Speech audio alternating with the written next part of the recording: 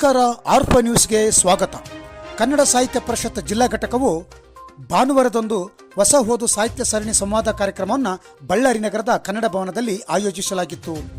ಅಮರ ಪ್ರೇಮಿ ಅರುಣ್ ಎಂಬ ಕನ್ನಡ ಚಲನಚಿತ್ರದ ನಿರ್ದೇಶಕರಾದ ಪ್ರವೀಣ್ ಕುಮಾರ್ ಜಿ ಅವರ ಚಚ್ಚಲ ಎಡೆ ಎಂಬ ಕಥಾ ಸಂಕಲನದ ಸಂವಾದ ಕಾರ್ಯಕ್ರಮದಲ್ಲಿ ಕನ್ನಡ ಸಾಹಿತ್ಯ ಪರಿಷತ್ನ ಜಿಲ್ಲಾ ಘಟಕದ ಅಧ್ಯಕ್ಷರಾದ ಶ್ರೀ ನಿಷ್ಠೂರ್ದಪ್ಪನವರು ಕಾರ್ಯಕ್ರಮದ ಅಧ್ಯಕ್ಷತೆಯನ್ನು ವಹಿಸಿದ್ದರು. ಕಥಾ ಸಂಕಲನದ ಸಂವಾದಕರಾಗಿ ಬಳ್ಳಾರಿಯ MRT+ ಸೆಂಟರ್ನ ಹಿರಿಯ ವೈದ್ಯಾಧಿಕಾರಿಗಳಾದ ಡಾಕ್ಟರ್ ದಿನೇಶ್ ಗುಡಿಯವರು ವೇದಿಕೆಯಲ್ಲಿ ಉಪಸ್ಥಿತರಿದ್ದು, ನಂತರ ಕೃತಿಯ ಬಗ್ಗೆ ಮಾತನಾಡಿ, ಒಂದು ಪುಸ್ತಕ ಓದಲು ಬಯಸಿದಾಗ ನೀವು ಯಾವ ನಿರೀಕ್ಷೆಗಳನ್ನು ಬಯಸುತ್ತೀರೋ ಅವೆಲ್ಲವೂ ಈ ಪುಸ್ತಕದಲ್ಲಿವೆ ಎಂದು ಕಥೆಗಳಲ್ಲಿನ ತಿರುಳನ್ನು ಎಳೆಯಾಗಿ ಬಿಚ್ಚಿಟ್ಟರು. ನಂತರ ವೇದಿಕೆಯಲ್ಲಿ ಉಪಸ್ಥಿತರಿದ್ದ ಬಳ್ಳಾರಿ ಕೇಂದ್ರ ಕಾರಾಗೃಹದ ಪ್ರಥಮ ದರ್ಜೆ ಸಹಾಯಕರಾದ ಸಂಜೀವಪ್ಪನವರು ಕಥೆಗಾರನ ಹಾಗೂ ಕಥೆಗಳ ಬಗ್ಗೆ ಗುಣಗಾನ ಮಾಡಿದರು. ಲೇಖಕರಾದ ಸವಿತಾ ಮುದ್ಗಲ್ ಹಾಗೂ ಗೋಡೆ ಶಿವರಾಜ್ ಕಥಾ ಸಂಕಲನದ ಬಗ್ಗೆ ತಮ್ಮ ಅಭಿಪ್ರಾಯಗಳನ್ನು ವ್ಯಕ್ತಪಡಿಸಿದರು.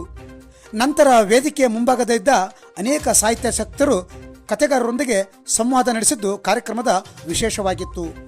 ಈ ಒಂದು ಕಾರ್ಯಕ್ರಮದಲ್ಲಿ ಲೇಖಕರಾದ ದಸ್ತಗಿರಿ ಸಾಬ್ ದಿನ್ನಿ, ವೀರೇಂದ್ರ ರಾವಿಹಾಳ್, ವೆಂಕಟೇಶ್, ಲಕ್ಷ್ಮಣ ಜಾಧವ್, ಡಾಕ್ಟರ್ ಬಸವರಾಜ ಗುಡದೂರ್, ಮುಖಂಡರುಗಳಾದ ಆಮ್ ಆದ್ಮಿ ಪಕ್ಷದ ಜಿಲ್ಲಾಧ್ಯಕ್ಷರಾದ JV ಮಂಜುನಾಥ, ಬಸವರಾಜ ಬಿಸಿಲಳ್ಳಿ, ಮಹಾನಗರ ಪಾಲಿಕೆಯ ಸದಸ್ಯರಾದ ಗಾದೆಪ್ಪ, ಬಿಸಿಲರ ಪೋಸ್ಟ್ ಪತ್ರಿಕೆಯ ಸಂಪಾದಕರಾದ ಅರುಣ್ ಭೂಪಾಲ್, ಅಕ್ವಾಗಾರ್ಡ್ ವಿತರಕರು ಹಾಗೂ ಉದ್ಯಮಿಗಳಾದ ಹನುಮಂತಪ್ಪ, ಅಭಿಯಂತರರಾದ ಮಲ್ಲಿಕಾರ್ಜುನ, ಬಳ್ಳಾರಿ ನಿಮಗಾಗಿ ನಾವು ಸಂಸ್ಥೆಯ ವಿನಯ್ ಕುಮಾರ್, ಕೋಶಾಧ್ಯಕ್ಷರಾದ ಬಸವರಾಜ್ ಮುಂತಾದವರು ಈ ಕಾರ್ಯಕ್ರಮದಲ್ಲಿ ಉಪಸ್ಥಿತರಿದ್ದರು. ಕಾರ್ಯಕ್ರಮದ ಸಂಚಾಲಕರಾದ ಡಾಕ್ಟರ್ K ಶಿವಲಿಂಗಪ್ಪ ಹಂದ್ಯಾಳ್ ಇವರು ಪ್ರಾಸ್ತಾವಿಕ ನುಡಿಯನ್ನು ನುಡಿದರು. ಕನ್ನಡ ಉಪನ್ಯಾಸಕಿಯಾದ ರಾಜೇಶ್ವರಿ B ಇವರು ಕಾರ್ಯಕ್ರಮವನ್ನು ನಿರ್ವಹಿಸಿದರು. ಶ್ರೀಮತಿ ಲಕ್ಷ್ಮೀ ಪವನ್ ಕುಮಾರ್ ಅವರು ಪ್ರಾರ್ಥನೆ ಗೀತೆಯನ್ನು ಹಾಡಿದರು.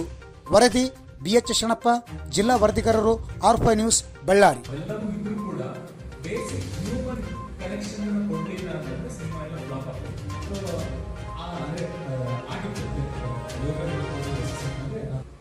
ಹೊಸ ಓದು ಮೊದಲನೇ